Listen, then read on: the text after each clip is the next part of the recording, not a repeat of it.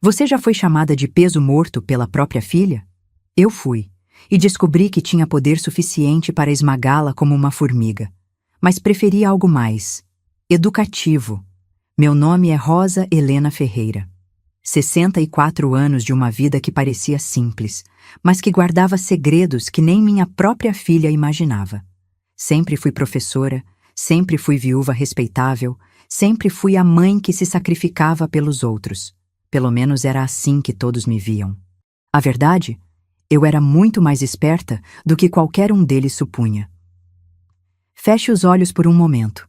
Imagine descobrir que seu próprio sangue, a filha que você carregou no ventre, criou com amor e protegeu a vida inteira, considera você um fardo, uma despesa, uma inconveniência que precisa ser removida da equação familiar. Como você se sentiria? Traída? Devastada? Eu senti tudo isso, mas também senti algo que eles não esperavam, uma fúria fria e calculista. Foi numa terça-feira de abril que tudo mudou.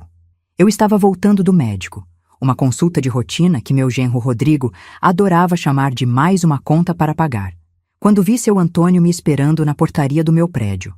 O síndico tinha uma expressão preocupada, daquelas que precedem más notícias. Dona Rosa, ele disse, ajustando os óculos de leitura que sempre carregava no bolso da camisa impecavelmente passada. Precisamos conversar. É sobre sua filha e o apartamento 502. O apartamento 502, onde Fernanda morava com aquele marido que parecia ter saído de um reality show de mau gosto. Rodrigo Cardoso, o homem que tinha transformado minha filha dócil numa estranha que mal conseguia me olhar nos olhos. O que tem o apartamento 502, seu Antônio? Ele olhou para os lados, certificando-se de que estávamos sozinhos no lobby silencioso. O cheiro de cera no piso de mármore e o som abafado do trânsito lá fora criavam uma atmosfera quase solene para o que estava por vir. Dona Rosa, eles estão devendo 3 meses de aluguel.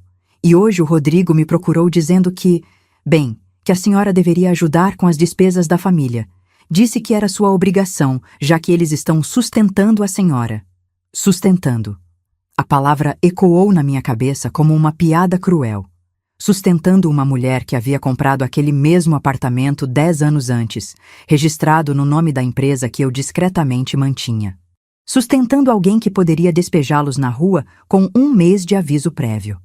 A ironia era tão perfeita que por um momento eu quase sorri. Quase. E o que mais ele disse, seu Antônio? Que a senhora estava ficando cara demais para manter. Que sua filha precisava escolher entre o casamento e... a senhora. Foi nesse momento que senti algo se quebrar dentro do meu peito. Não era o coração. Esse ainda batia firme e cheio de propósito. Era a máscara da mãe complacente, da viúva indefesa, da idosa que precisava de proteção. Essa pessoa havia morrido ali mesmo, no lobby do meu próprio prédio, sem que ninguém soubesse que presenciava um funeral. O que nasceu no lugar foi algo muito mais perigoso. Durante 40 anos, ensinei matemática para adolescentes rebeldes numa escola estadual da Vila Mariana. Não era glamouroso, mas me deu 2 coisas valiosas: paciência infinita e habilidade para ler pessoas. Quando você passa décadas lidando com mentirosos de 15 anos, desenvolve um radar para detectar falsidade a quilômetros de distância. Meu falecido marido, Deus o tenha em descanso, sempre me chamava de Rosa Calculadora. Não apenas pelo meu amor pelos números, mas pela forma como eu planejava tudo na vida. Onde ele via uma professora aposentada vivendo de pensão modesta, eu cultivava cuidadosamente uma rede de investimentos que ele nunca soube que existia. Comprei meu primeiro imóvel em 1987, quando Fernanda tinha 10 anos. Um apartamento pequeno na Liberdade que eu alugava discretamente. Com o dinheiro do aluguel, comprei outro. E outro. Sempre no nome da empresa que criei, RH Investimentos Líquida. Sempre mantendo as transações longe dos olhos curiosos da família. Não era ganância, era precaução. Eu havia visto mulheres demais da minha geração morrerem na miséria depois que maridos morreram ou filhos se mostraram ingratos. Não seria mais uma. Fernanda cresceu pensando que vivíamos apertado, que eu fazia milagresiçóis para pagar suas roupas de marca e suas aulas de dança. A verdade é que eu poderia ter comprado a loja inteira, mas preferia que ela valorizasse as coisas. Preferia que ela entendesse o valor do trabalho, da gratidão, do respeito pelos pais. Que ironia amarga. Quando ela se casou com Rodrigo, 5 anos atrás, eu já sabia que ele era problema. Não era só a forma como ele olhava para as outras mulheres na igreja durante o casamento, ou como ele falava sobre dinheiro com aquele brilho faminto nos olhos. Era algo mais sutil. A forma como ele isolava Fernanda dos amigos, como ele sempre tinha uma desculpa para não visitarmos, como ele transformava cada conversa familiar numa discussão sobre gastos desnecessários. Ele via em mim uma ameaça à sua influência sobre minha filha, e estava certo, mas eu mantive minha fachada perfeitamente. A mãe, preocupada que levava doces para os netos, a avó que guardava moedas no pote de biscoito para dar presentes singelos, a viúva que contava centavos e se desculpava por dar trabalho quando precisava de carona para o médico. Eles compraram a performance completamente.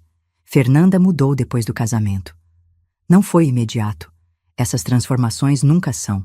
Foi gradual, como água fervendo devagar. Primeiro foram as visitas que ficaram mais raras. Depois, as ligações que ela atendia rapidamente, sempre sussurrando, sempre com pressa.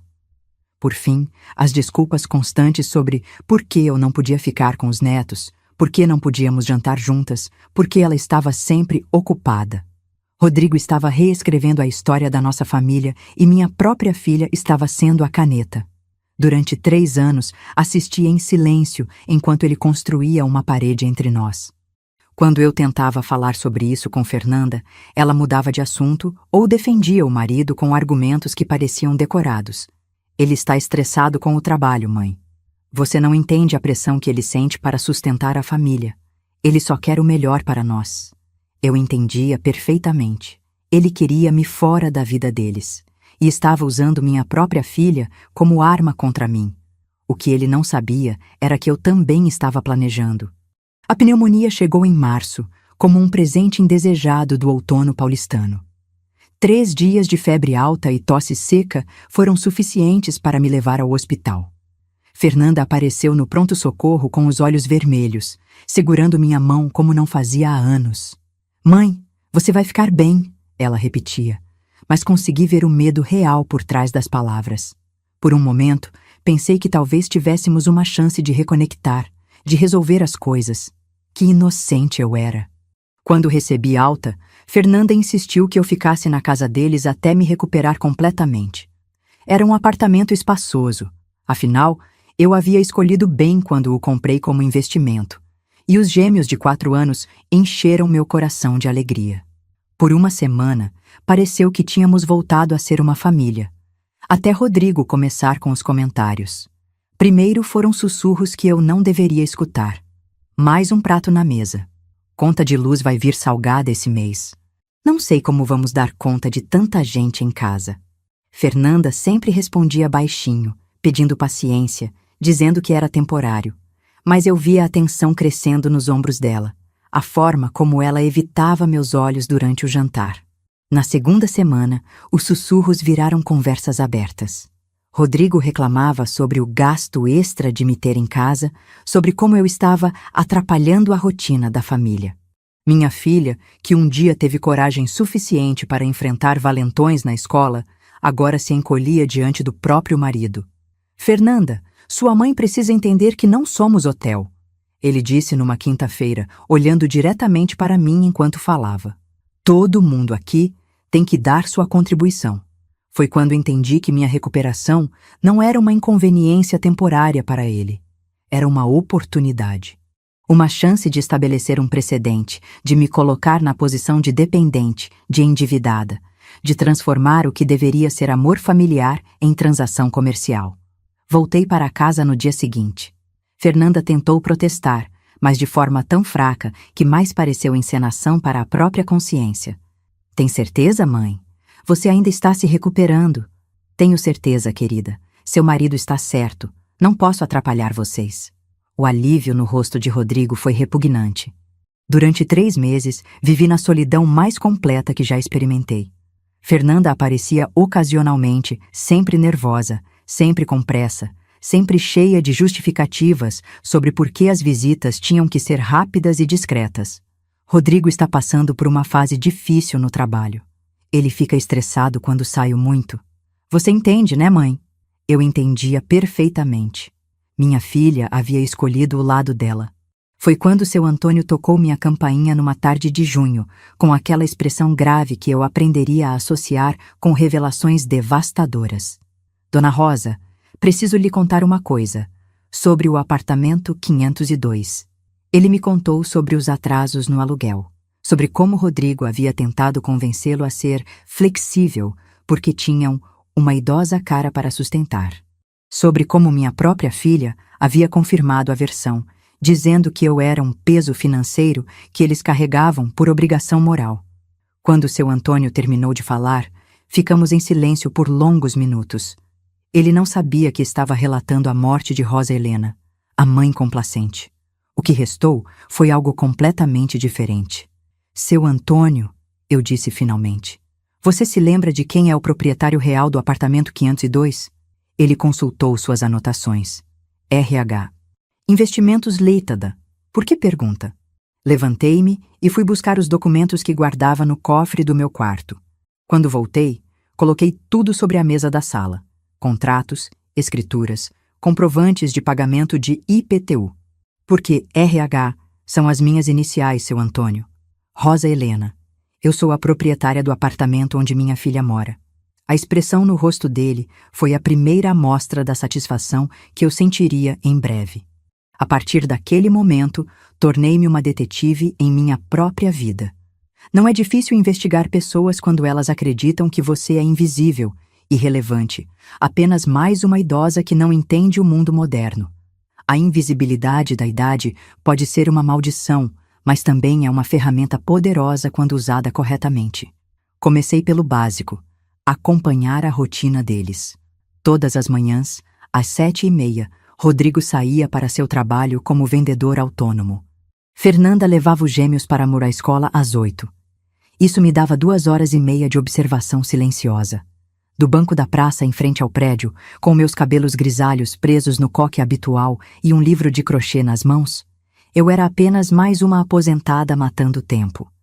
Ninguém suspeita de uma senhora de 64 anos sentada na sombra de uma árvore, contando pontos e observando o movimento. Foi assim que descobri que Rodrigo não ia trabalhar todos os dias que dizia ir. Terças e quintas, ele voltava para casa 1 hora depois de sair, usando a entrada dos fundos do prédio. Ficava até às 11h, depois saía novamente. Fernanda nunca mencionava essas visitas dele. Seu Antônio se tornou meu aliado involuntário. Durante nossas conversas casuais, que ele pensava serem apenas papo de portaria, eu colhia informações preciosas. Os horários que eles recebiam entregas suspeitas, as discussões que os vizinhos ouviam através das paredes, os telefonemas que Rodrigo fazia no interfone, sempre nervoso, sempre falando baixo. Dona Rosa, seu Antônio me contou numa tarde. Ontem, o Rodrigo recebeu um homem muito estranho, tatuado, cara fechada. Ficaram conversando na garagem por mais de 1 hora. Depois, o homem foi embora e o Rodrigo subiu muito nervoso. Anotei mentalmente. Rodrigo estava envolvido em algo que requeria reuniões clandestinas na garagem do prédio. Algo que deixava um homem de quase 40 anos visivelmente abalado. A investigação financeira veio naturalmente. Como proprietária do imóvel, eu tinha acesso aos dados de inadimplência. 3 meses de atraso não eram casualidade, eram padrão. Rodrigo vinha enrolando o pagamento do aluguel há mais de 1 ano, sempre com desculpas criativas. Problemas com clientes, atraso de comissões, gastos médicos. Gastou médicos, enquanto eu estava pagando minhas próprias consultas do bolso para não dar despesa. Através de seu Antônio, soube que Rodrigo havia pedido desconto no aluguel porque estava sustentando uma sogra doente. A mesma sogra que ele considerava um fardo custoso demais para manter. Mas a descoberta mais interessante veio por acaso. Numa quinta-feira, enquanto observava minha vigília habitual, vi Fernanda sair correndo do prédio com uma bolsa grande, os olhos vermelhos de choro. Ela foi direto ao banco da esquina. Ficou lá dentro por quase 1 hora. Quando saiu, estava ainda mais pálida. Seguia discretamente, uma habilidade que desenvolvi durante décadas lidando com alunos que matavam aula. Ela foi a uma casa de penhores na rua de trás.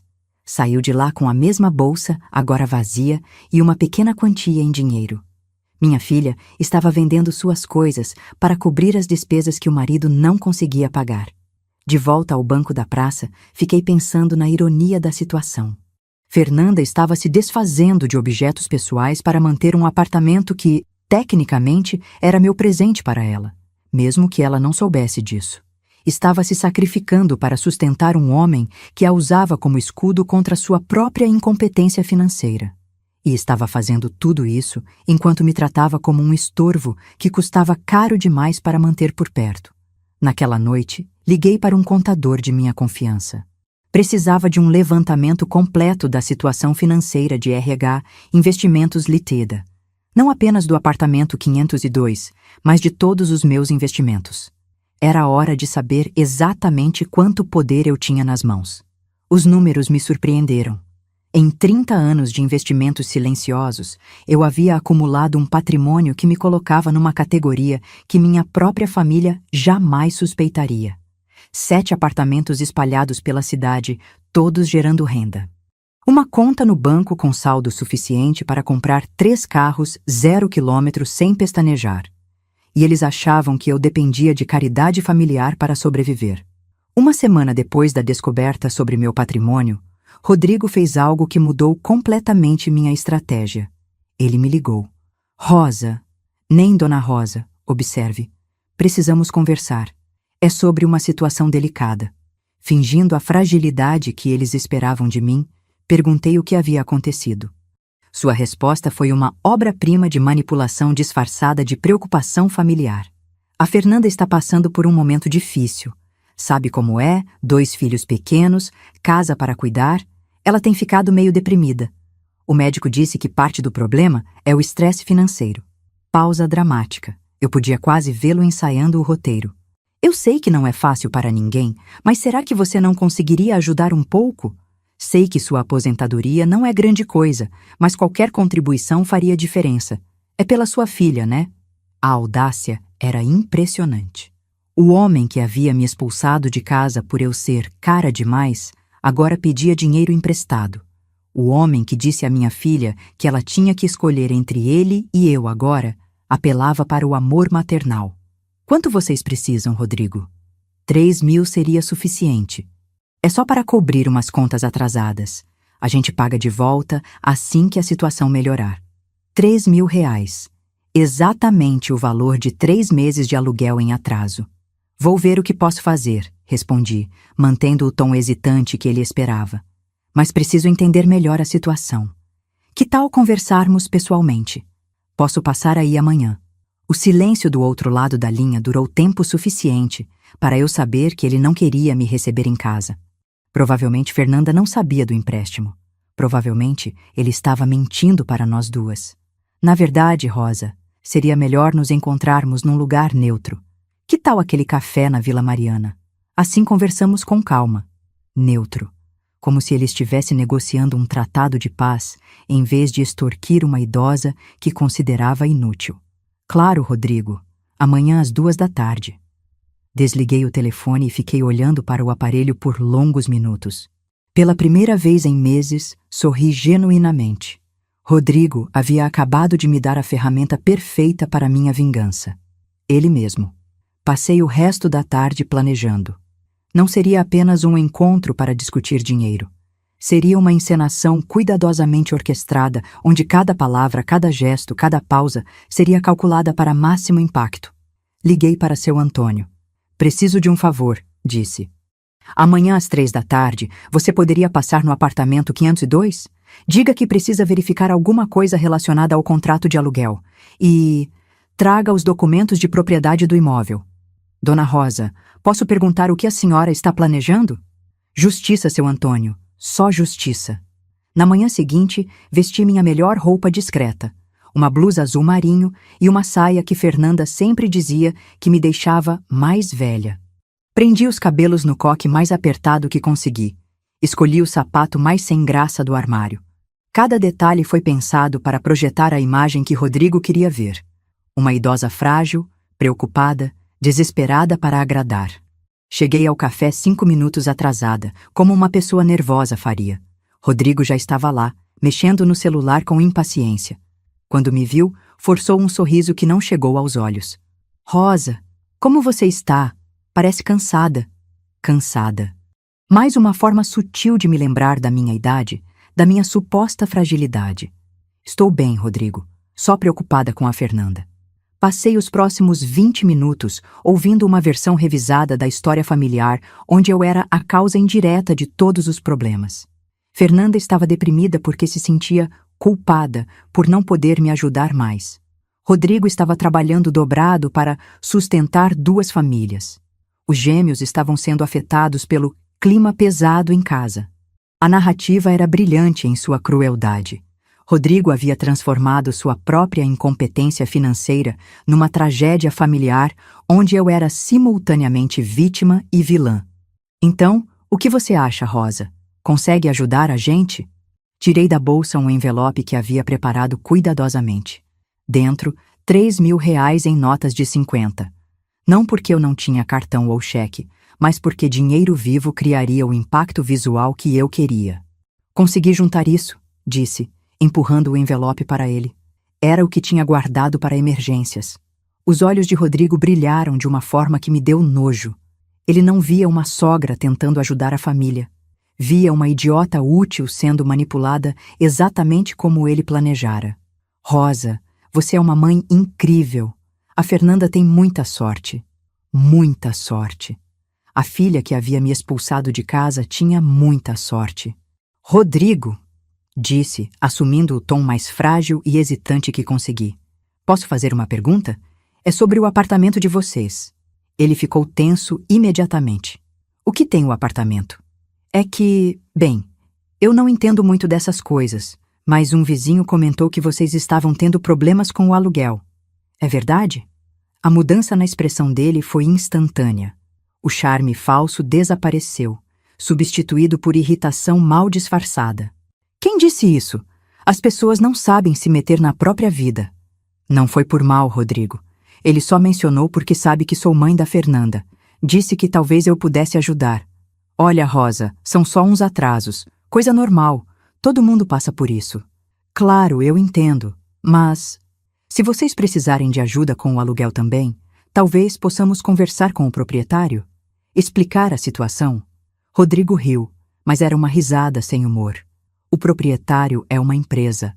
Eles não ligam para a situação de família, só querem saber de dinheiro. Que empresa? RH alguma coisa. Nunca nem vimos o dono. É tudo através de imobiliária. RH alguma coisa. Minha própria empresa, reduzida a alguma coisa na mente do homem que morava em minha propriedade. Bem, disse, levantando-me com a lentidão calculada de quem tem artrose. Se precisar de ajuda para falar com eles, me avisa. Às vezes uma pessoa mais velha consegue tocar o coração do proprietário. Rodrigo mal conseguiu disfarçar o riso de escárnio. Pode deixar, Rosa. Se precisar, a gente te avisa. Saí do café com a certeza de que havia plantado todas as sementes necessárias. Rodrigo estava confortável em sua superioridade, convencido de que havia manipulado mais uma vez a sogra patética. Ele não fazia ideia de que havia acabado de financiar sua própria queda. Naquela noite, algo mudou irreversivelmente dentro de mim. Não foi raiva. Raiva é quente, impulsiva, autodestrutiva. Foi algo muito mais frio e infinitamente mais perigoso. Clareza absoluta. Passei décadas sendo a Rosa que todos esperavam que eu fosse. A professora dedicada que levava trabalho para casa. A esposa leal que nunca questionava as decisões do marido. A mãe sacrificial que colocava as necessidades da filha antes das próprias. A viúva resignada que aceitava sua crescente invisibilidade social. Aquela Rosa havia morrido no café da Vila Mariana, entre um gole de chamorno e a risada desrespeitosa de um homem que acabara de me extorquir 3.000 reais. O que emergiu no lugar era algo que minha família não estava preparada para enfrentar. Durante 3 dias, planejei cada movimento com a precisão que usava para elaborar provas de matemática. Cada variável foi considerada, cada reação antecipada, cada consequência calculada. A diferença era que, desta vez, eu não estava testando o conhecimento de adolescentes. Estava projetando a destruição cuidadosa de pessoas que haviam escolhido me subestimar. Comecei pelo reconhecimento de território. Voltei ao meu posto de observação na praça, mas agora minha presença ali tinha um propósito diferente. Não estava mais coletando informações passivamente. Estava estudando rotinas, identificando vulnerabilidades, mapeando os pontos fracos da fortaleza que Rodrigo achava ter construído ao meu redor. Fernanda saía para fazer compras toda segunda-feira de manhã.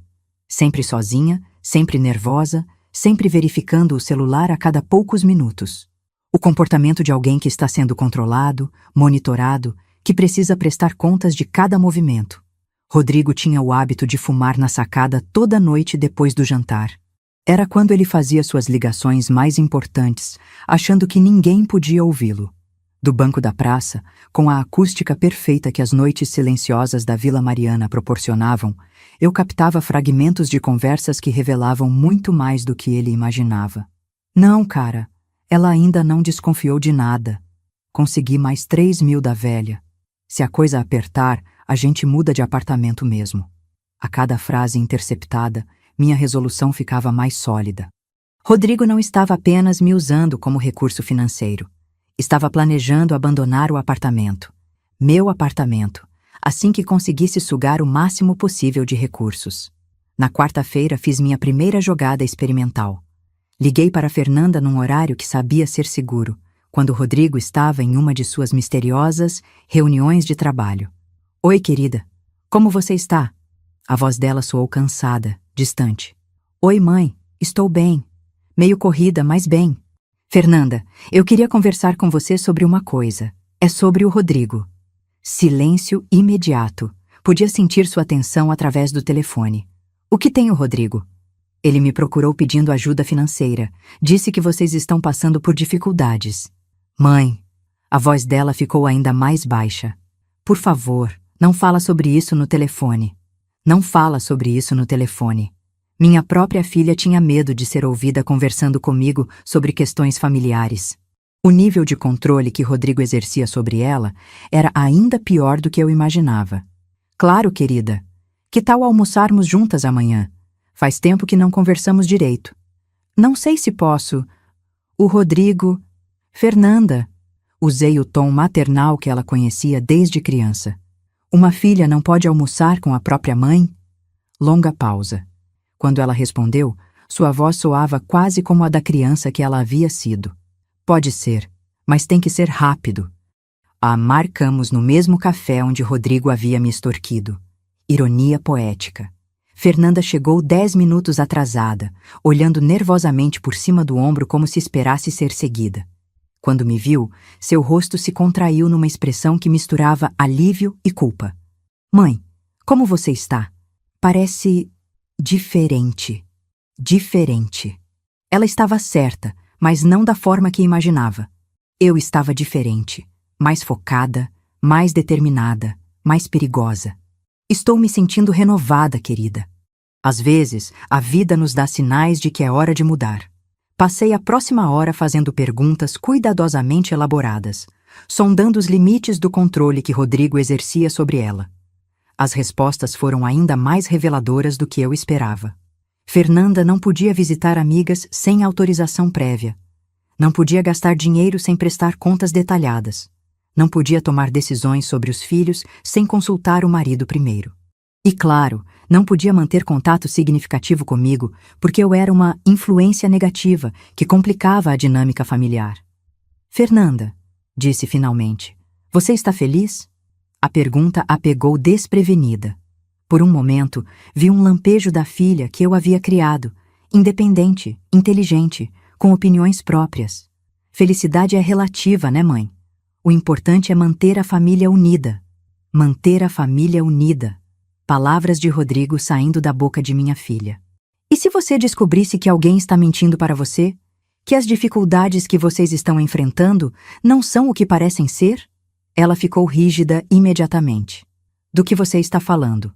Nada específico, querida. Só, às vezes as coisas não são o que parecem. Às vezes vale a pena fazer perguntas. Fernanda olhou o relógio, levantou-se abruptamente. Mãe, preciso ir. O Rodrigo. Ele espera que eu esteja em casa quando ele voltar. Quando ela saiu, apressada e visivelmente perturbada, eu soube que havia plantado a semente certa. Fernanda estava começando a questionar sua realidade. Era só questão de tempo até que ela estivesse pronta para ouvir a verdade. Mas primeiro, eu tinha uma lição para ensinar ao marido dela. Voltei para casa e fui direto ao cofre onde guardava meus documentos importantes. Peguei todos os papéis relacionados ao apartamento 502, contrato original de compra, escritura, comprovantes de pagamento de IPTU, correspondências da imobiliária. Depois liguei para seu Antônio. Amanhã à tarde, às 3 horas, preciso que você faça aquela visita que conversamos. E seu Antônio, leve câmera. Vai querer registrar a reação. A Rosa complacente havia morrido. O que havia nascido em seu lugar era alguém muito mais interessante. Você já brincou de gato e rato? Eu descobri que é infinitamente mais prazeroso quando você é o gato e quando o rato não sabe que está sendo caçado. Na sexta-feira seguinte ao meu almoço revelador com Fernanda, coloquei em movimento a primeira fase do que viria a ser a desconstrução sistemática da vida que Rodrigo havia construído às minhas custas. Mas antes de derrubar um castelo, é preciso estudar suas fundações. E as fundações do império doméstico de Rodrigo eram mais frágeis do que ele gostava de admitir. Liguei para ele às 9 da manhã, horário que sabia ser inconveniente, quando ele estava supostamente trabalhando. Rodrigo, desculpa incomodar, é sobre aquele dinheiro que te emprestei. Silêncio do outro lado. Podia ouvir barulho de trânsito, vozes ao fundo. Definitivamente não estava numa reunião de trabalho. Rosa, aconteceu alguma coisa? Não, não aconteceu nada grave. É que meu contador me ligou ontem. Parece que eu preciso comprovar alguns gastos para a Receita Federal. Você poderia me dar um recibinho do empréstimo? Só para meus arquivos. A pausa foi longa o suficiente para eu saber que havia acertado um nervo. Rodrigo não esperava ter que formalizar nossa transação. Homens como ele operam na informalidade, onde podem negar, distorcer ou simplesmente esquecer acordos inconvenientes. Recibo? Rosa, foi só uma ajuda familiar. Não tem nada oficial nisso. Eu sei, querido. Mas o contador disse que qualquer quantia acima de 2.000 precisa ser documentada. Não é nada complicado. Só um papelzinho dizendo que você recebeu o dinheiro emprestado. Olha, esse contador seu está complicando as coisas à toa. Entre família, não precisa dessas burocracias. Perfeito. Rodrigo estava desconfortável. Homens que controlam suas famílias através de manipulação financeira detestam rastros de papel que possam expor seus esquemas. Você tem razão, Rodrigo. Mas sabe como é a Receita? Eles são chatos com essas coisas. Se você não puder fazer o recibo, talvez seja melhor você devolver o dinheiro. Assim não corro o risco de ter problemas. Agora a pausa foi ainda mais longa. Rodrigo não tinha o dinheiro para devolver. Eu sabia disso. Ele havia usado meus 3.000 reais para cobrir despesas que não eram o aluguel em atraso. Provavelmente tinha dívidas que Fernanda nem imaginava. Não precisa ser nada complicado, Rosa. Posso fazer um papelzinho simples hoje à noite. Que bom! Posso passar aí para buscar? Na verdade, seria melhor eu levar aí em casa. A Fernanda tem ficado meio sensível ultimamente. Sabe como é mulher grávida? Grávida. Fernanda estava grávida novamente e eu não sabia. Minha própria filha estava esperando outro filho e não havia me contado. A informação me atingiu como um soco no estômago, mas mantive minha voz perfeitamente controlada. Fernanda está grávida? Que alegria! Por que vocês não me contaram? Ah, esqueci que ainda não tinha falado. É recente. Ela está de 2 meses. Esqueceu. O homem havia esquecido de me contar que eu ia ser avó novamente. Como se minha reação não importasse, como se minha alegria fosse irrelevante para a dinâmica familiar. Bem, então é ainda mais importante que vocês se organizem financeiramente, né? Um bebê dá despesas. Exato. Por isso agradeço muito sua ajuda, Rosa. Você é uma sogra e tanto. Uma sogra e tanto. Útil quando precisa de dinheiro, inconveniente quando precisa de atenção. Então te espero às 8, Rodrigo. Traga o recibo e podemos aproveitar para conversar sobre os preparativos para o bebê. Desliguei sabendo que havia plantado 3 sementes importantes. A necessidade de formalizar o empréstimo, colocando pressão documental sobre ele, o desconforto com minha presença na vida familiar, forçando-o a tomar decisões defensivas, e a expectativa de envolvimento com a gravidez, criando obrigações sociais que ele preferiria evitar. Às 8 em ponto, Rodrigo tocou minha campainha. Abri a porta com meu melhor sorriso maternal, vestindo o roupão florido que Fernanda havia me dado no Natal, o tipo de roupa que me fazia parecer ainda mais inofensiva. Rodrigo, entre, entre. Fiz café fresquinho. Ele entrou com evidente relutância, olhando ao redor do meu apartamento como se fosse a primeira vez. E talvez fosse. Em 5 anos de casamento com minha filha, ele havia pisado em minha casa menos de 10 vezes. Você trouxe o recibo? Ele me entregou um papel amassado com minha caligrafia apressada. Recebi de Rosa Helena Ferreira a quantia de R$ 3.000 emprestado. Rodrigo Cardoso. Nem data havia colocado, nem especificação de prazo para pagamento.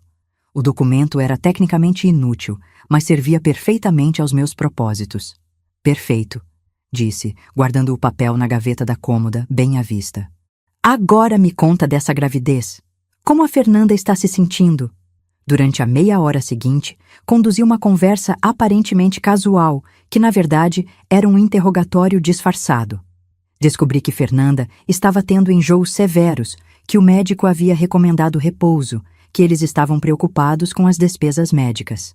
Mais importante, descobri que Rodrigo não havia contado para ela sobre nosso empréstimo. A Fernanda sabe que você pediu dinheiro emprestado para mim? Rodrigo quase engasgou com o café. Rosa, não é bem assim. Você se ofereceu para ajudar, lembra? Interessante. Na versão revisada da história, eu havia me oferecido para ajudar. Rodrigo estava reescrevendo os fatos em tempo real, preparando uma versão que o deixava menos vulnerável. Claro, querido. Eu me ofereci porque você disse que a Fernanda estava sofrendo com as preocupações financeiras. Mas ela sabe da nossa conversa? Não achei necessário preocupá-la. Você sabe como mulher grávida fica sensível. Rodrigo estava mantendo segredos da própria esposa, escondendo nossa transação, provavelmente escondendo outras dívidas, usando a gravidez como desculpa para tomar decisões unilaterais. Você tem razão. Melhor não preocupá-la mesmo.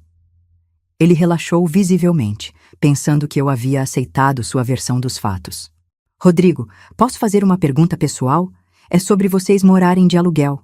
Tensão imediata. O que tem o aluguel? É que eu estava pensando, com outro bebê vindo, vocês não pensaram em comprar um apartamento? Aluguel é dinheiro jogado fora. Rosa, apartamento custa uma fortuna. A gente não tem condições de dar entrada. Mas vocês pagam quanto de aluguel por mês? Pausa. Rodrigo estava calculando se deveria mentir sobre o valor. 1.200. Nossa, é bastante mesmo. E o proprietário? É gente boa? Nunca vi. É tudo através de imobiliária. Uma empresa qualquer. Uma empresa qualquer. Minha empresa era qualquer na percepção dele. Que pena. Às vezes, proprietários mais humanos fazem condições especiais para famílias. Principalmente quando há crianças envolvidas. Rodrigo deu uma risada amarga. Esses empresários só pensam em lucro, Rosa. Não ligam para a situação de família. Quem sabe? Às vezes vale a pena tentar conversar. Principalmente agora, com a Fernanda grávida. Deixa pra lá, Rosa. Essas coisas são complicadas. Quando ele saiu, às 9h30, eu tinha tudo o que precisava para a próxima fase. Rodrigo estava escondendo informações da esposa, subestimando minha inteligência e operando sob a premissa de que proprietários são automaticamente insensíveis. Era hora de mostrar a ele o quão errado estava. No sábado seguinte, executei o que chamei mentalmente de Operação Avó Preocupada. O objetivo era simples: forçar Rodrigo a revelar mais sobre sua situação financeira real, enquanto estabelecia minha presença como uma constante inevitável em suas vidas. Apareci no apartamento 502 às 10 da manhã, carregando uma sacola de compras e o sorriso mais inocente que consegui produzir. Fernanda, querida, trouxe umas coisinhas para vocês. Minha filha abriu a porta com evidente surpresa. Estava pálida, cabelos desarrumados, vestindo uma camisola que já não escondia a barriguinha que começava a aparecer. Mãe, o que você está fazendo aqui? Não posso visitar minha filha grávida? Trouxe frutas, aquele biscoito que você gosta e uns brinquedinhos para os gêmeos. Fernanda olhou nervosamente para trás, onde Rodrigo apareceu usando apenas uma bermuda e uma expressão nada amigável. Rosa, você podia ter ligado antes. Desculpa, Rodrigo. É que sábado de manhã pensei que vocês estivessem em casa mesmo. Posso entrar ou vocês estão ocupados? A pergunta colocou-o numa situação impossível. Negar entrada para uma avó que trouxe presentes para os netos seria obviously rudeness que até Fernanda notaria. Mas aceitar minha presença significava abrir mão do controle da situação. Claro que pode entrar, mãe, Fernanda respondeu antes que ele pudesse falar. Durante a hora seguinte, transformei-me na avó mais prestativa e inconvenientemente presente que ele poderia imaginar. Brinquei com os gêmeos no chão da sala. Organizei a cozinha enquanto preparava um lanche especial para a grávida. Fiz perguntas detalhadas sobre o pré-natal, sobre os preparativos para o bebê, sobre como eles estavam se organizando financeiramente. Cada pergunta era uma agulhada sutil. Cada gesto de carinho com Fernanda era um lembrete de que eu era parte daquela família, querendo ou não. Fernanda, você já escolheu o pediatra? É importante decidir isso cedo. Ainda não, mãe. Estamos vendo os preços. Preços? Mas o plano de saúde não cobre? Silêncio constrangedor. Rodrigo pigarreou alto. O plano tem algumas limitações. Não é grande coisa. Que pena. Saúde de criança não é lugar para economizar. Pausa calculada. Se precisarem de ajuda para trocar de plano, podemos conversar. A oferta de ajuda financeira adicional fez Rodrigo se contorcer visivelmente. Ele queria meu dinheiro, mas detestava a implicação de que precisava da minha caridade. Não precisa se preocupar com isso, Rosa. A gente se vira. Claro que vocês se viram, mas família é para isso, né? Para se ajudar. Quando os gêmeos começaram a brigar por um brinquedo, usei a distração para fazer minha jogada mais audaciosa. Rodrigo, você conhece outros moradores do prédio? É que eu estava pensando em procurar um apartamento por aqui perto. Gostei da região. Ele me olhou como se eu tivesse anunciado planos de me mudar para Marte. Por quê? Você não gosta do seu apartamento? Gosto, mas é meio longe de vocês.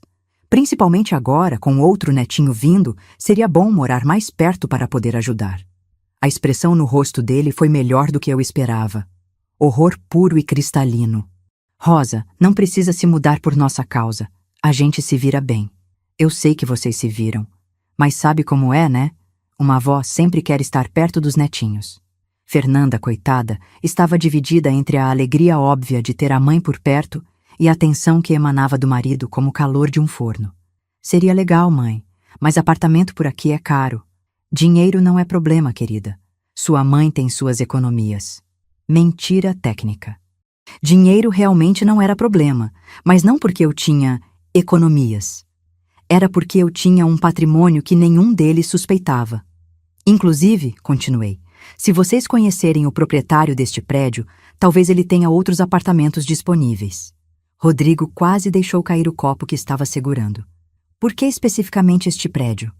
Ora, porque vocês moram aqui. Se há apartamento disponível no mesmo prédio onde minha filha mora, seria perfeito, não acham? Não tem nada vago aqui, ele respondeu rapidamente. E mesmo que tivesse, seria muito caro. Como você sabe que não tem nada vago? Você perguntou para o síndico? Não preciso perguntar. Prédio bom assim sempre tem lista de espera. Interessante. Rodrigo estava assumindo características do prédio sem ter feito pesquisa nenhuma. Estava improvisando respostas para me desencorajar, o que confirmava minha suspeita de que minha presença próxima era seu pior pesadelo. Bem, não custa tentar. Vou dar uma passadinha na portaria antes de ir embora. Rosa, acho melhor não. O seu Antônio é meio complicado. Não gosta de perturbação. Rodrigo conhecia seu Antônio bem o suficiente para saber que ele não gostava de perturbação. Mais uma informação útil. Passei mais meia hora fazendo o papel da avó babona, fotografando os netos com meu celular antigo, prometendo voltar na semana seguinte com mais presentes, perguntando se Fernanda precisava de alguma coisa específica. Quando finalmente me levantei para ir embora, deixei cair casualmente a informação que mudaria completamente a dinâmica. Ah, Fernanda, esqueci de te contar. Recebi uma proposta interessante semana passada. Proposta de quê, mãe? Uma empresa quer comprar um apartamento meu. Está oferecendo um preço muito bom. Silêncio absoluto. Rodrigo me olhava como se eu tivesse falado em chinês. Apartamento seu? Fernanda perguntou lentamente. É, querida. Sua mãe não é só professora aposentada, sabe? Tem uns investimentozinhos aqui e ali. Que apartamento? Rodrigo perguntou, com uma voz que tentava soar casual, mas não conseguia esconder a tensão. Um na Liberdade. Comprei há uns anos como investimento. Está alugado, rende uma graninha todo mês. Rodrigo e Fernanda trocaram um olhar que não consegui interpretar completamente, mas que definitivamente continha surpresa e recalculo de suas percepções sobre mim. Mãe, você nunca falou que tinha apartamento para alugar. Ora, querida, nunca perguntaram. E eu não gosto de ficar falando de dinheiro. Mas agora, com outro netinho vindo, estou pensando em vender e usar o dinheiro para ficar mais perto de vocês. Saí dali sabendo que havia plantado uma bomba relógio nas mentes deles. Rosa Helena não era mais apenas a sogra, mãe problemática, que dependia de caridade familiar. Era uma mulher com recursos próprios, com capacidade de tomar decisões independentes, com possibilidade real de se tornar uma presença constante em suas vidas. E mais importante, era uma mulher que eles haviam subestimado completamente. A semana seguinte foi dedicada ao que chamo de guerra psicológica de baixa intensidade. O objetivo não era destruir Rodrigo de uma vez. Isso seria rápido demais, fácil demais. O objetivo era fazê-lo entender gradualmente que sua posição de controle estava sendo corroída, que variáveis que ele não havia considerado estavam entrando em jogo. Segunda-feira. Liguei para Fernanda perguntando sobre receitas para a grávida, deixando claro que estava estudando nutrição pré-natal porque pretendia estar muito presente nos próximos meses. Terça-feira. Apareci na escola dos gêmeos na hora da saída, por acaso, passando pela região, oferecendo-me para buscá-los, sempre que precisarem. Quarta-feira. Mandei um técnico avaliar problemas de encanamento no prédio. Como proprietária, era minha responsabilidade manter a infraestrutura. O técnico precisou acessar vários apartamentos, inclusive o 502. Quinta-feira. Pedi para seu Antônio fazer um levantamento geral das condições dos imóveis, incluindo uma visita detalhada ao apartamento de Rodrigo, para verificar se está tudo em ordem com a manutenção. Sexta-feira, liguei para Rodrigo. Oi, Rodrigo, tudo bem? Queria saber se você conseguiu falar com o proprietário do apartamento sobre a possibilidade de ter algo vago no prédio. Rosa, eu já disse que não tem nada disponível. Mas você falou com ele? Não preciso falar. Eu sei que não tem. Que pena. É que eu conversei com uma corretora e ela disse que sempre vale a pena tentar contato direto com o proprietário. Às vezes eles têm informações que as imobiliárias não repassam. Que corretora? Uma amiga da Fernanda, a Carla. Ela disse que conhece o mercado da região muito bem. Mentira completa. Não havia nenhuma Carla. Mas a informação forçaria Rodrigo a pensar 2 vezes antes de inventar desculpas sobre disponibilidade de apartamentos. Rosa, olha, apartamento neste prédio é caro demais para você. Como você sabe quanto eu posso pagar? Pausa longa. Rodrigo havia caído numa armadilha lógica. Ele estava assumindo limitações financeiras minhas sem ter informações reais sobre minha situação. É que, bem, é só um apartamento de professor aposentado, né? Rodrigo, você sabe quanto ganha um professor aposentado? Não, mas não deve ser muito. E você sabe se eu tenho outras fontes de renda? Silêncio constrangedor. Como te contei sábado passado, tenho meus investimentozinhos. Talvez eu tenha mais capacidade de pagamento do que você imagina. Tá, Rosa, mas mesmo assim... Mesmo assim o quê? Rodrigo estava se enrolando nas próprias palavras, tentando desencorajar minha mudança sem conseguir articular uma razão lógica que não revelasse seu desconforto com minha presença. É que... Vocês não precisam morar tão perto assim. A gente se vê sempre. Rodrigo, quando foi a última vez que vocês me visitaram? Silêncio. E quando foi a última vez que eu almocei com vocês? Mais silêncio. E quando foi a última vez que eu pude ficar com meus netos mais de 2 horas? Rosa, não é questão de tempo. Do que é questão, então? Rodrigo estava encurralado numa conversa que ele próprio havia começado, sendo forçado a confrontar contradições que preferia manter implícitas. É que a Fernanda tem ficado muito cansada. Gravidez, né? Ela precisa de sossego. E a presença da própria mãe não traz sossego para uma filha grávida? Claro que traz, mas... Mais nada, Rosa. Esquece essa história de apartamento. É complicação à toa. Por que é complicação? Porque é. Rodrigo, você está bem? Parece nervoso. Não estou nervoso. Só acho que vocês não precisam complicar a vida com mudança. Mudança é complicação para quem tem pouco dinheiro. Para quem tem recursos, mudança é investimento. Deixei a frase no ar como uma ameaça velada. Rodrigo estava descobrindo que eu não era a viúva limitada financeiramente que ele imaginava, e isso estava bagunçando todos os seus cálculos sobre nossa dinâmica familiar. No sábado, executei a jogada mais audaciosa até então. Apareci no apartamento 502 às 2 da tarde, horário que sabia ser problemático, quando Rodrigo geralmente recebia ligações relacionadas às suas atividades misteriosas. Fernanda, querida, trouxe aquelas vitaminas que você mencionou. Mas desta vez não fui sozinha. Trouxe Socorro, uma amiga aposentada que havia sido diretora da escola onde trabalhei. Socorro era o tipo de mulher que impõe respeito automaticamente. Alta, elegante, voz firme, presença comandante. Fernanda, esta é a Socorro. Trabalhamos juntas por 15 anos. Socorro, esta é minha filha.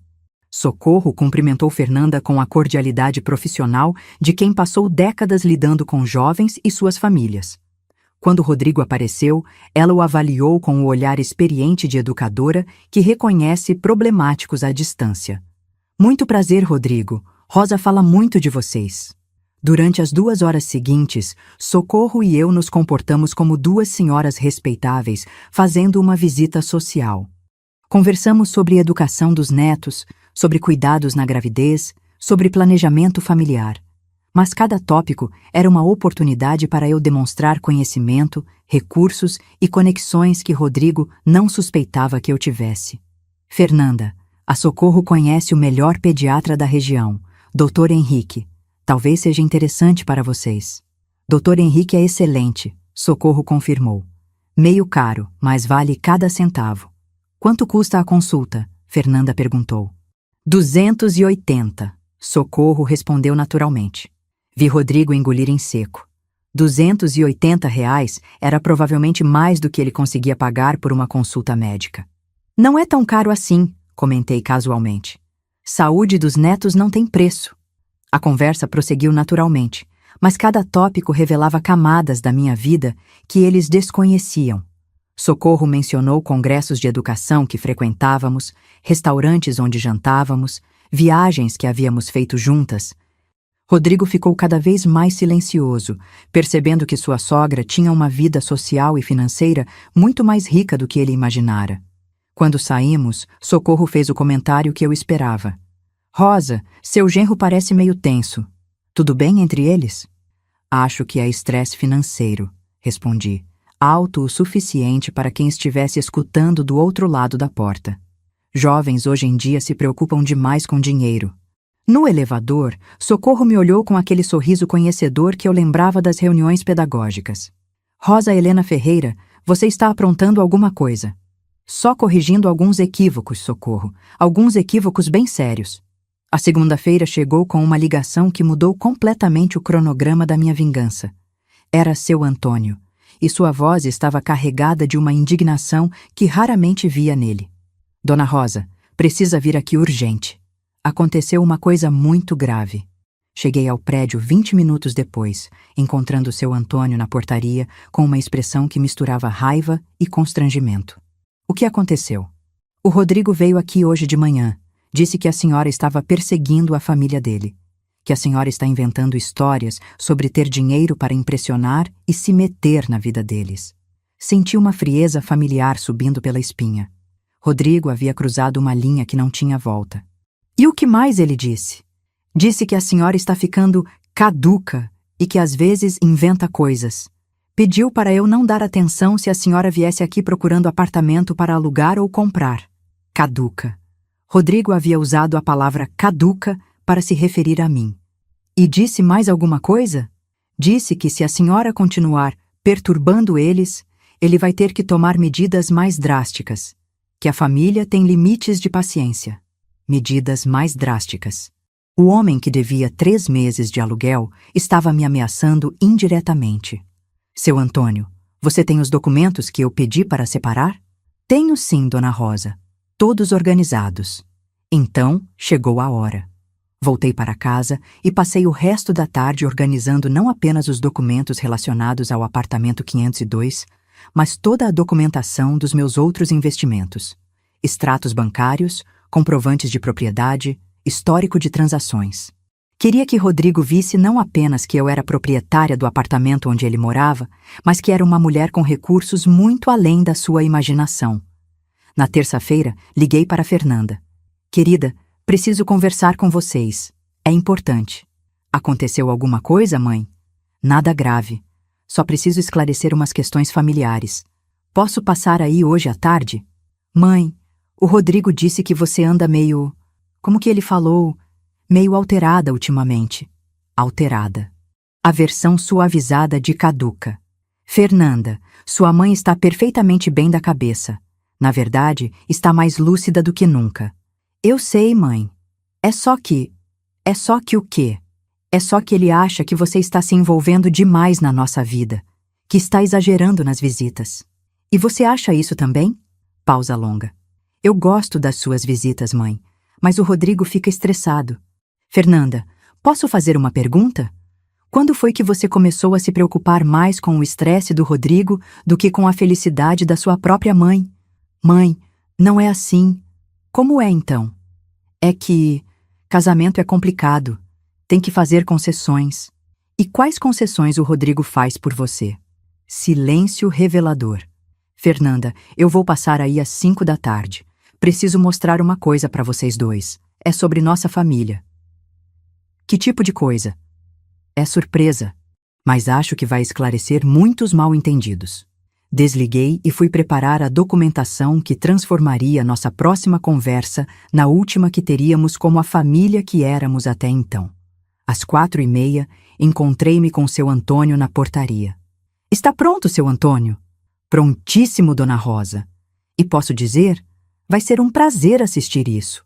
Subimos juntos até o 5º andar. Eu carregava uma pasta executiva que havia comprado só para a ocasião. Queria que Rodrigo visse que eu levava negócios a sério. Seu Antônio carregava sua própria pasta com todos os documentos administrativos do prédio. Toquei a campainha às 5 em ponto. Fernanda abriu a porta com uma expressão preocupada. Quando viu seu Antônio ao meu lado, sua preocupação se transformou em confusão. Mãe? Seu Antônio? O que está acontecendo? Preciso conversar com vocês dois. É sobre o apartamento. Rodrigo apareceu do quarto, vestindo uma camisa que tentava parecer profissional, mas que não escondia sua tensão óbvia. Rosa, por que o síndico está aqui? Porque o que eu tenho para falar envolve questões administrativas do prédio. Entramos na sala e pedi para todos se sentarem. Fernanda me obedeceu automaticamente. Rodrigo permaneceu de pé, tentando manter alguma ilusão de controle sobre a situação. Podem sentar, por favor? Vai demorar um pouquinho. Rodrigo se sentou relutantemente na ponta do sofá, como se estivesse pronto para sair correndo. Abri minha pasta executiva e retirei o primeiro documento. Primeiro, quero esclarecer uma coisa sobre minha situação financeira. Rodrigo, você disse ao seu Antônio que eu ando inventando histórias sobre ter dinheiro. Rosa, por favor, não me interrompa. Você terá sua chance de falar. Coloquei na mesa de centro o extrato bancário da minha conta principal. O saldo estava destacado em amarelo, 847.392,67.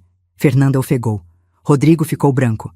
Esta é apenas uma das minhas contas. Tenho outras 2 no Banco do Brasil e uma na Caixa. Próximo documento. Escritura do apartamento na Liberdade. Este é o apartamento que mencionei. Comprei em 1987. Está alugado por 2.800 mensais. Mais documentos. Outras propriedades, outros aluguéis, comprovantes de investimentos. Ao longo de 30 anos, consegui construir um patrimônio razoável. 7 apartamentos, todos alugados. Renda mensal líquida de aproximadamente 18 mil reais. Rodrigo estava olhando para os papéis como se fossem escritos em outro idioma. Mãe, Fernanda disse com voz fraca, por que você nunca contou isso? Por que não achei necessário, querida? Sempre vivi de forma simples e discreta. Mas ultimamente algumas pessoas começaram a fazer suposições incorretas sobre minha capacidade financeira. Olhei diretamente para Rodrigo. Suposições que incluíam me chamar de caduca e sugerir que eu estava inventando histórias. Rosa, eu nunca... Seu Antônio estava presente quando você disse isso. Quer negar? Silêncio constrangedor. Mas isto não é o mais importante. O mais importante é isto aqui. Tirei da pasta o documento que havia guardado para o final. A escritura do apartamento 502. Fernanda, Rodrigo, vocês sabem quem é o proprietário deste apartamento onde vocês moram? Eles me olharam sem entender. É uma empresa chamada RH Investimentos Ltda. Coloquei a escritura na mesa. RH são as minhas iniciais. Rosa Helena. Eu sou a proprietária deste apartamento. O silêncio que se seguiu foi o mais absoluto que já experimentei. Era como se o mundo tivesse parado de funcionar. Fernanda foi a primeira a reagir, com uma voz que mal parecia humana. Mãe, você é nossa proprietária? Há 10 anos. Comprei este apartamento como investimento em 2014. Rodrigo estava imóvel, olhando fixamente para a escritura como se ela fosse radioativa. Rodrigo, disse suavemente, você ainda acha que proprietários só pensam em lucro e não ligam para a situação de família? Ele não respondeu. Não conseguia. Era a hora da fase final. O silêncio na sala durou exatos 43 segundos. Eu contei. 43 segundos de um silêncio tão denso que parecia ter peso físico, enquanto a realidade reescrevia completamente as percepções que Rodrigo e Fernanda tinham sobre nossa dinâmica familiar. Fernanda foi a primeira a quebrar o paralise, com uma voz que mais parecia um sussurro. Mãe, há quanto tempo você sabe que a gente mora no seu apartamento? Desde sempre, querida. Eu escolhi este apartamento especificamente pensando em vocês. Localização boa, 3 quartos, área de lazer para as crianças. Rodrigo finalmente encontrou sua voz, embora ela saísse estrangulada. Rosa, por que você não falou isso antes? A pergunta era tão absurdamente hipócrita que quase ri. Rodrigo, você quer mesmo que eu responda essa pergunta? Ou prefere que eu finja que não sei exatamente por que você não queria que eu soubesse? Ele não respondeu, mas seus olhos se moviam nervosamente entre os documentos espalhados na mesa e meu rosto. Seu Antônio, disse, virando-me para o síndico, pode nos contar a situação atual do apartamento 502? Seu Antônio abriu sua pasta com um prazer mal disfarçado. Com prazer, Dona Rosa. O apartamento 502 está com 3 meses e meio de aluguel em atraso. O valor atual da dívida é de 4.200, sem contar os juros e multa. Fernanda levou a mão à boca. 4.200? Isso mesmo. E tem mais. Seu Antônio consultou suas anotações. O locatário fez 3 pedidos de prorrogação de pagamento nos últimos 6 meses, sempre com promessas não cumpridas. E o que mais, seu Antônio? Bem, há 2 semanas o senhor Rodrigo me procurou pedindo desconto no aluguel. Alegou que estava sustentando uma sogra doente e que isso estava comprometendo o orçamento familiar. Fernanda se virou para o marido com uma expressão que nunca havia visto antes. Era uma mistura de choque, decepção e crescente indignação. Rodrigo, você falou isso? Fernanda, não é bem assim. Como é, então? A voz dela estava ficando mais alta. Você pediu desconto no aluguel dizendo que minha mãe era um peso financeiro? Calma, o amor. Eu só estava tentando negociar. Negociar mentindo sobre minha mãe? Dizendo que ela era uma despesa que você tinha que sustentar? Rodrigo olhou para mim com uma expressão que misturava ódio e desespero. Sabia que estava perdendo o controle da situação, mas não conseguia encontrar uma saída que não o expusesse ainda mais. Rosa, por que você está fazendo isso? Por que não conversou comigo antes? Conversar sobre o quê, Rodrigo? Sobre você me expulsar da sua casa quando eu estava doente? Sobre você dizer para minha filha que ela tinha que escolher entre o casamento e a própria mãe? Sobre você me chamar de cara demais para manter? Cada acusação era como uma bofetada. Fernanda estava ficando cada vez mais pálida. Ou talvez, continuei, sobre você pedir dinheiro emprestado para mim, usando a gravidez da Fernanda como justificativa, sem contar para ela sobre nosso acordo. Que acordo? Fernanda se virou para nós dois. Tirei da pasta o recibo que Rodrigo havia feito. Seu marido pegou 3.000 reais emprestado comigo semana passada. Disse que vocês estavam passando dificuldades por minha causa. Fernanda leu o recibo com crescente descrença. Rodrigo, você pegou o dinheiro emprestado da minha mãe? E não me contou? Fernanda, eu ia contar? Quando? Depois de pagar? Ou você não estava planejando pagar? Claro que eu ia pagar. Com que dinheiro? Você não consegue nem pagar o aluguel. A discussão entre eles estava ganhando intensidade, mas eu precisava manter o controle da situação. Ainda havia cartas importantes para jogar. Fernanda, Rodrigo, por favor, sentem-se. Ainda não terminei. Eles se sentaram como crianças repreendidas, mas a dinâmica havia mudado completamente. Rodrigo não estava mais no controle, e Fernanda estava começando a ver o marido com olhos diferentes. Seu Antônio, pode nos explicar qual é o valor de mercado atual para um apartamento como este? Certamente. Um apartamento de 3 quartos neste prédio, nesta localização, está sendo alugado por valores entre 3.200 ares e 3.800 ares. E quanto eles pagam atualmente? 1.200 ares. Fernanda fez as contas rapidamente. Mãe, você estava cobrando 1.200 por um apartamento que vale mais de 3.000? Isso mesmo, querida. Um desconto de mais de 60%. Por quê? Olhei diretamente para ela, deixando todo o meu amor maternal transparece na resposta. Porque você é minha filha. Porque eu queria que vocês tivessem uma vida confortável. Porque uma mãe faz qualquer coisa para ajudar os filhos a ter um futuro melhor. Rodrigo tentou uma última cartada desesperada. Rosa, se você queria ajudar, por que não falou desde o início? Por que fez esse teatro todo? A pergunta me deu a abertura perfeita para a revelação final. Porque eu queria ter certeza de que vocês mereciam minha ajuda, Rodrigo. Levantei-me e fui até a janela da sala, olhando para a praça onde havia passado tantas tardes observando, planejando, esperando pelo momento certo. Quando me virei para eles, minha voz estava carregada de uma autoridade que nunca haviam ouvido antes. Vocês querem saber por que eu não revelei que era a proprietária? Vou contar. Fernanda e Rodrigo estavam completamente imóveis, como se qualquer movimento pudesse desencadear uma explosão. Quando comprei este apartamento em 2014, vocês ainda eram namorados.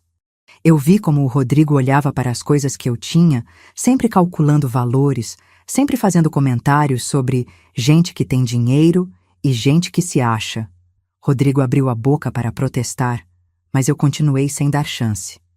Eu sabia que se ele descobrisse que eu tinha recursos, nossa relação mudaria.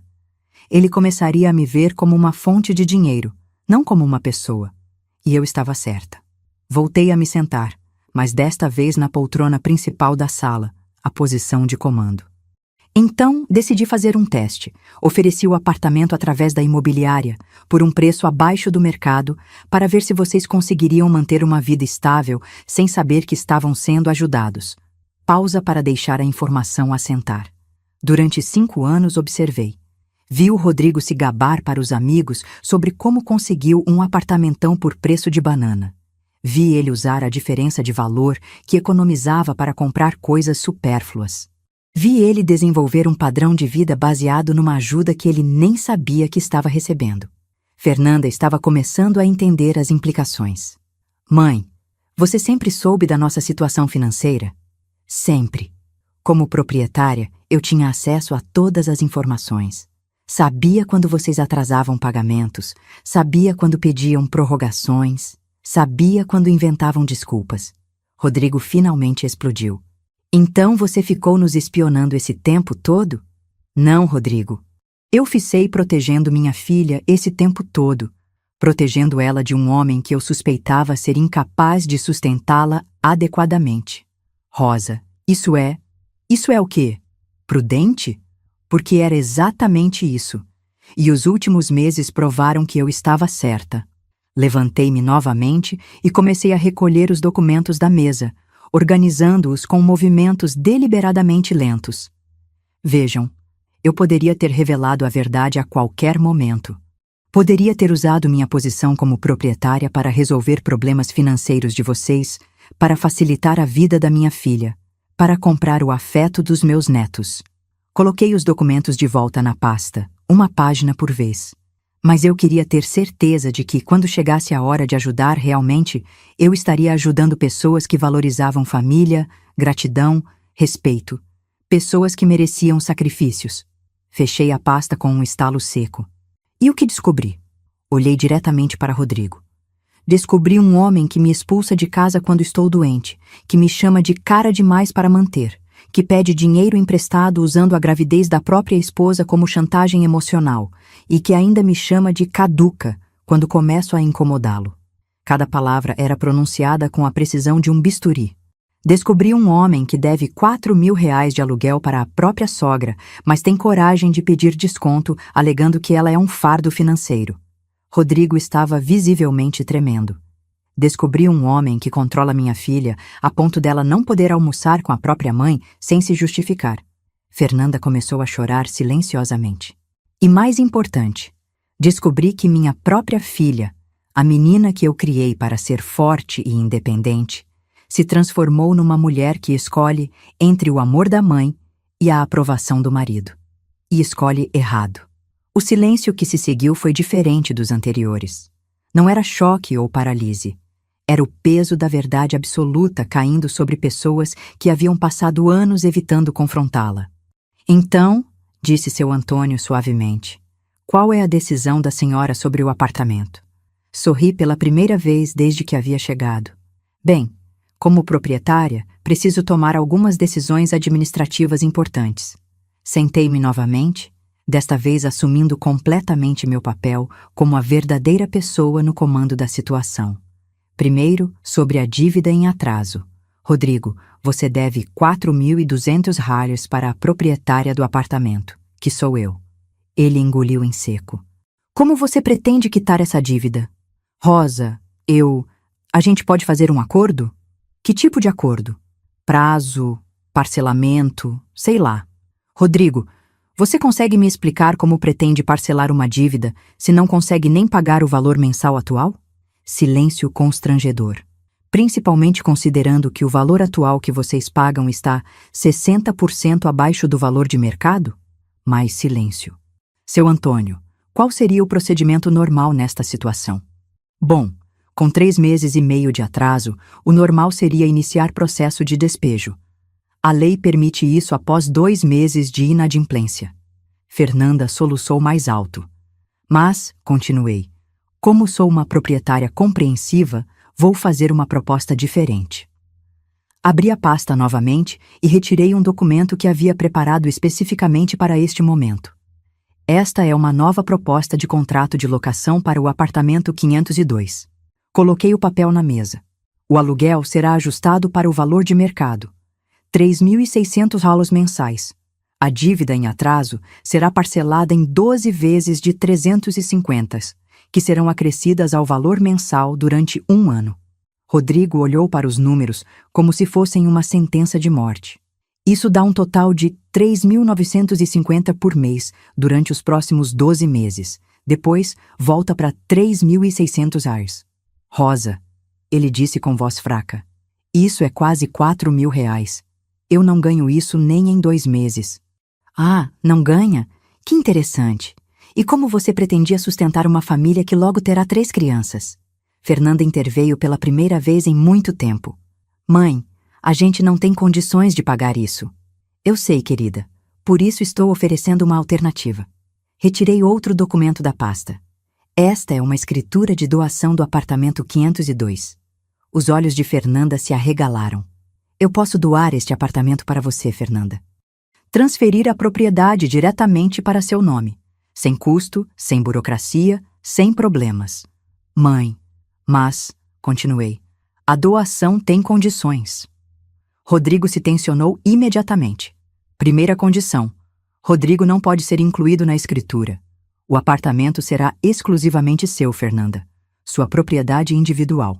Segunda condição: você assume integralmente a responsabilidade pela criação e educação dos seus filhos. Decisões sobre escola, médico, atividades, tudo passa por você. Terceira condição: eu quero acesso livre aos meus netos. Visitas quando quiser, passeios, finais de semana, sem interferência, sem justificativas, sem permissão. Quarta condição: Rodrigo precisa encontrar outro lugar para morar. O último item caiu como uma bomba. Rosa, você não pode fazer isso. Rodrigo explodiu. Posso sim. O apartamento será da Fernanda. Ela decide quem pode ou não morar nele. Virei-me para minha filha. Fernanda, você tem uma escolha a fazer. Pode aceitar minha doação e assumir controle da sua própria vida, ou pode continuar casada com um homem que não consegue nem pagar o aluguel do lugar onde vocês moram. Mãe, você não pode me obrigar a escolher entre você e meu marido. Não estou obrigando você a nada, querida. Estou oferecendo liberdade. A escolha é sua. Rodrigo tentou uma última cartada desesperada. Fernanda, não escuta isso. Sua mãe está sendo cruel, vingativa. Cruel? Minha voz ficou gelada. Cruel foi você me expulsar de casa quando eu estava doente. Vingativa foi você me chamar de fardo financeiro para conseguir desconto no aluguel. Eu estou sendo justa. Levantei-me e fui até Fernanda, ajoelhei-me ao lado dela e segurei suas mãos. Filha, olha para mim. Você lembra quando era pequena e eu te ensinei que nunca deveria depender de homem nenhum para ter dignidade? Ela assentiu através das lágrimas. Você lembra quando eu te disse que uma mulher forte não aceita ser diminuída por ninguém? Mais acenos. Então me diz, você se sente forte neste casamento? Você se sente respeitada? Você se sente feliz? As lágrimas de Fernanda se intensificaram, mas ela conseguiu articular uma resposta. Não. Então aceita minha ajuda. Deixa sua mãe te dar a segurança que você precisa para recomeçar sua vida. Rodrigo se levantou abruptamente. Fernanda, se você aceitar isso, nosso casamento acabou. Rodrigo, respondi sem tirar os olhos da minha filha. Seu casamento já acabou. Acabou no dia que você escolheu me tratar como inimiga, em vez de tratá-la como família. Fernanda olhou para mim, depois para o marido, depois para os documentos na mesa. Mãe, ela disse finalmente, eu aceito sua proposta. A transformação no rosto de Rodrigo foi instantânea. Raiva, desespero, humilhação, tudo misturado numa expressão de derrota absoluta. Seu Antônio, disse levantando-me, pode preparar os documentos? Fernanda vai assinar a doação ainda hoje. Com prazer, Dona Rosa. Rodrigo saiu do apartamento batendo a porta. Não voltou para buscar as coisas. Na semana seguinte, um advogado apareceu com uma procuração pedindo para retirar seus pertences. Fernanda nunca mais falou no nome dele. 3 meses depois, quando meu novo neto nasceu, eu estava na maternidade segurando minha filha enquanto ela chorava de alegria e alívio. Mãe, ela disse, obrigada por não ter desistido de mim. Filha, respondi, uma mãe nunca desiste. Às vezes, só espera o momento certo para agir. E foi assim que descobri que a vingança mais doce não é aquela que destrói seus inimigos. É aquela que liberta as pessoas que você ama. Hoje, 8 meses depois daquela tarde em que revelei quem eu realmente era, sento-me na varanda do apartamento que Fernanda agora chama oficialmente de seu, observando meus netos brincarem na praça, onde passei tantas horas planejando minha vingança. O pequeno Miguel, de 6 meses, dorme no meu colo, enquanto os gêmeos correm entre as árvores, sob o olhar atento da mãe. Você sabe o que é mais perturbador em toda essa história? Não é o fato de ter destruído um casamento. Não é ter expulsado um homem de sua própria casa. Não é nem mesmo ter manipulado minha própria filha para conseguir o resultado que eu queria. O mais perturbador é que eu não sinto remorso. Deveria? Talvez. Uma pessoa normal, uma mãe decente, uma mulher de bem deveria acordar de madrugada, atormentada pela culpa de ter usado recursos financeiros como arma emocional. Deveria questionar se foi longe demais, se poderia ter resolvido as coisas de forma mais gentil, mais compassiva. Mas quando olho para Fernanda hoje, sorrindo genuinamente pela primeira vez em anos, tomando decisões sem pedir autorização para ninguém, criando os filhos sem o peso constante de um marido que a diminuía a cada dia, eu sei que fiz a coisa certa. E isso me assusta mais do que qualquer remorso. Descobri que existe uma Rosa Helena dentro de mim que é capaz de paciência infinita quando se trata de destruir pessoas que machucam minha família. Uma Rosa que consegue sorrir docemente enquanto arquiteta a ruína psicológica de quem ousa me subestimar. Uma Rosa que encontra prazer genuíno em assistir inimigos descobrirem que foram enganados por alguém que consideravam irrelevante. Durante 40 anos, ensinei matemática para adolescentes. Pensava que conhecia todas as minhas facetas, todos os meus limites, todas as minhas capacidades. Achava que era apenas uma professora aposentada, uma viúva solitária, uma mãe preocupada demais com a filha única. Estava errada.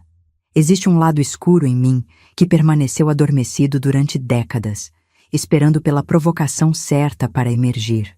E quando emergiu, descobriu que gostava muito do que fazia. Você conhece aquela sensação de satisfação que vem quando você resolve um problema matemático particularmente difícil? Quando todas as variáveis se alinham perfeitamente e a solução aparece cristalina diante dos seus olhos?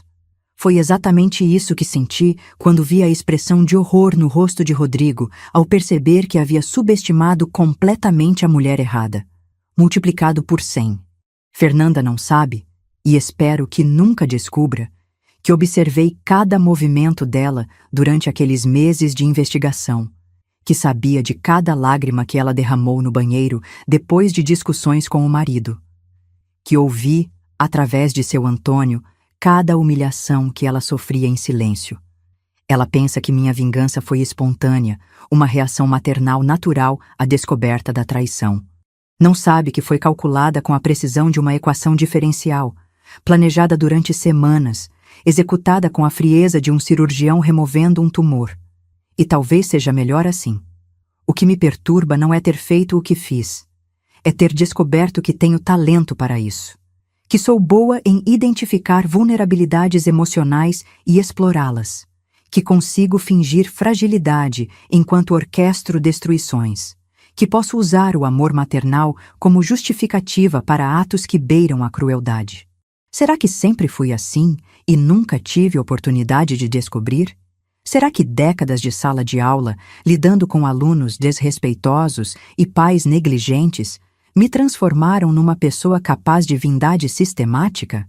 Ou será que a dor da traição familiar simplesmente revelou algo que sempre esteve lá, esperando para ser despertado? Não sei. E isso me assusta. O que sei é que mudei. Não apenas nas circunstâncias externas, mas em algo fundamental no meu caráter.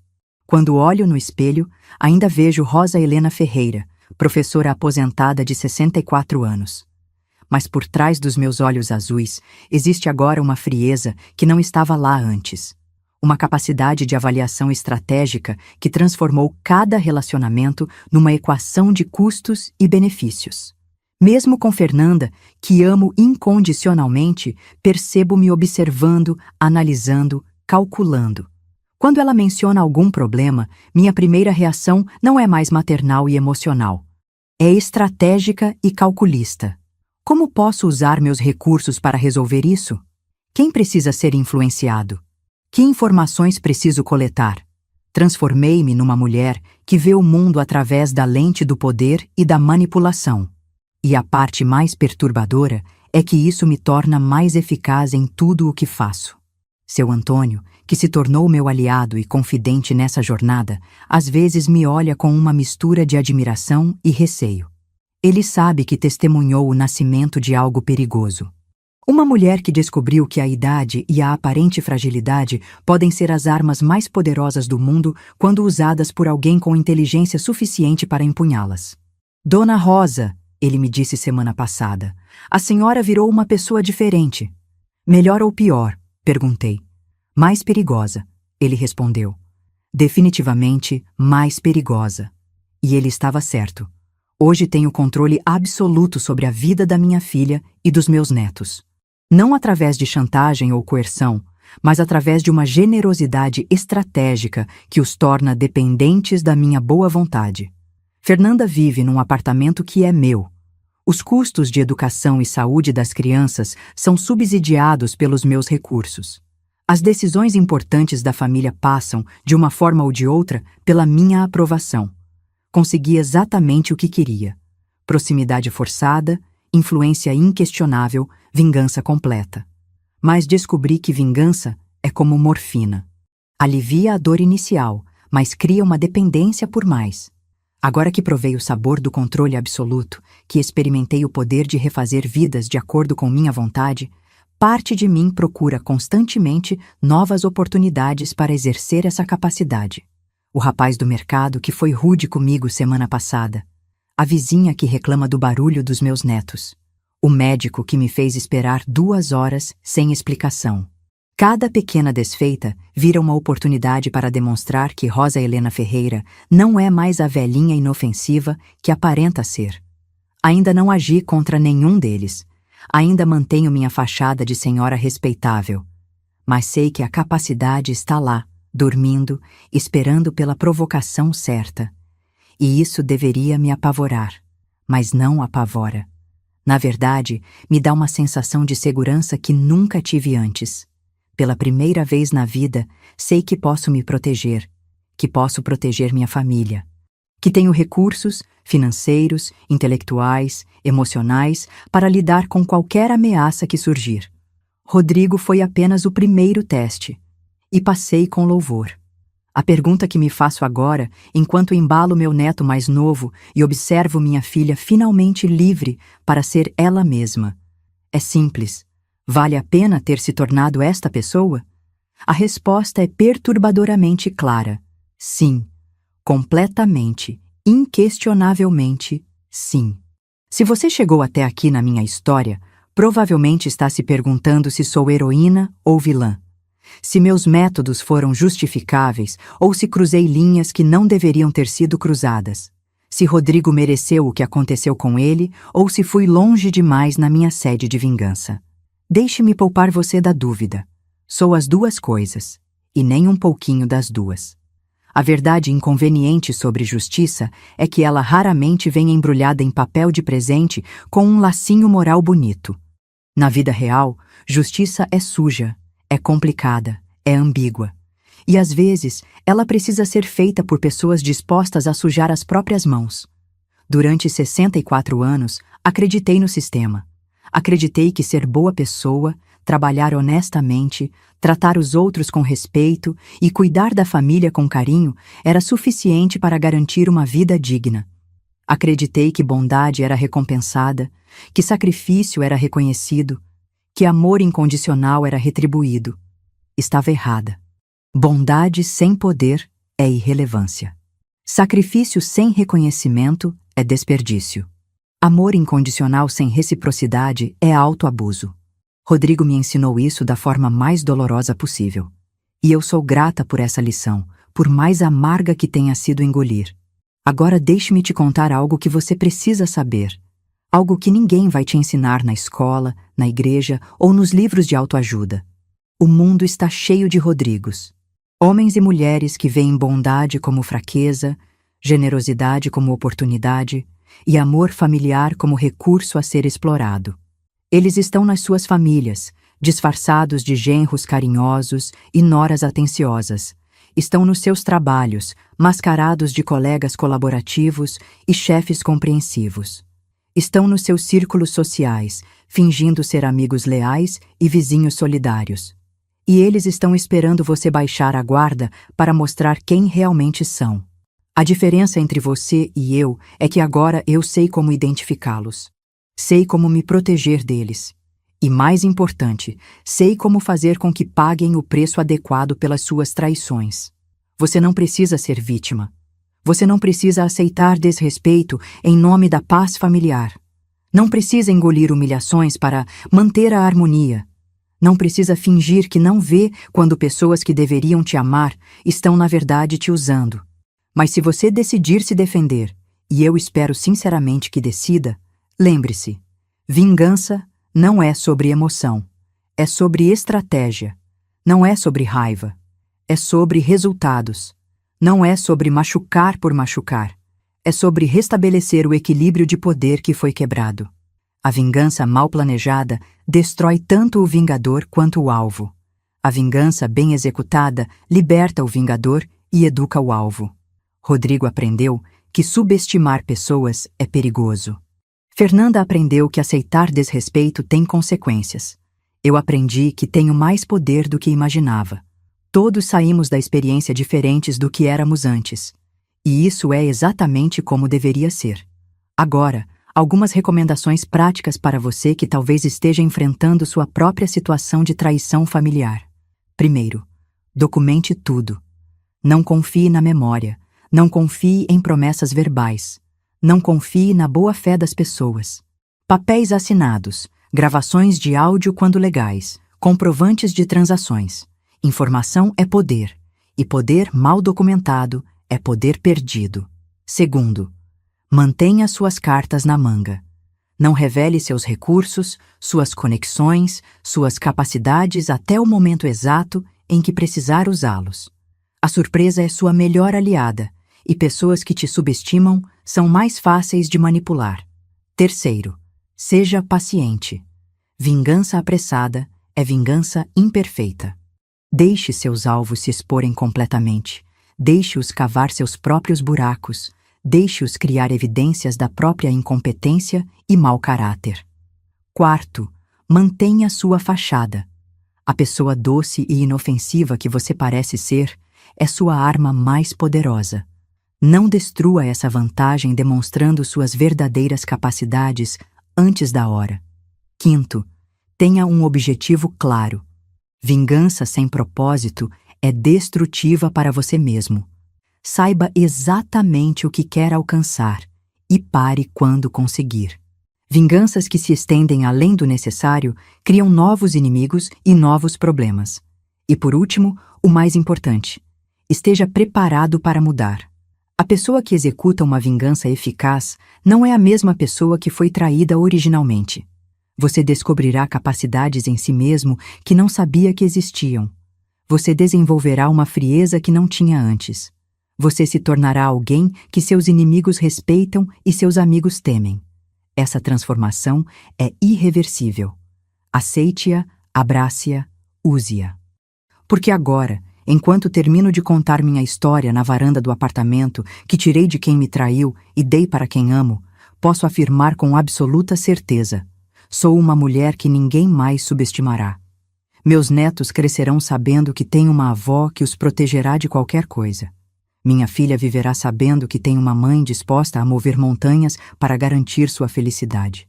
E qualquer pessoa que pensar em machucar minha família descobrirá que Rosa Helena Ferreira não é mais a velhinha gentil que costumava ser. Rodrigo hoje mora num apartamento de 2 cômodos na periferia, trabalha como motorista de aplicativo e paga pensão alimentícia que consome metade da sua renda. Ainda tenta convencer os filhos de que eu sou a vilã da história. Ainda espalha para quem quiser ouvir que fui cruel e vingativa com ele. E sabe o que é mais engraçado? Ele está certo. Fui cruel. Fui vingativa. Fui calculista, manipulativa e implacável. E faria tudo de novo sem hesitar um segundo. Porque descobri algo que as mulheres da minha geração nunca nos ensinaram. Às vezes, ser boa não é suficiente. Às vezes, você precisa ser temida. Às vezes, você precisa ser o monstro que protege quem você ama. E se isso faz de mim uma pessoa má, que seja. Prefiro ser uma má pessoa com minha família segura do que uma boa pessoa assistindo passivamente enquanto parasitas destroem tudo o que construí. Então, da próxima vez que alguém na sua vida começar a te tratar como descartável, lembre-se da Rosa Helena Ferreira. Lembre-se de que idade é sabedoria, que paciência é estratégia e que subestimar uma mulher determinada é o erro mais caro que qualquer pessoa pode cometer. E quando você decidir se vingar, não se, mas quando, porque todo mundo chega nesse ponto cedo ou tarde. Faça-o com inteligência, com planejamento e com a certeza absoluta de que quem mexe com você paga o preço adequado. Porque justiça adiada não é justiça negada. É justiça sendo calculada com juros compostos. E quando chegar a hora de cobrar, você quer ter certeza de que tem recursos suficientes para que o pagamento seja inesquecível. Confie em mim. Eu sei do que estou falando.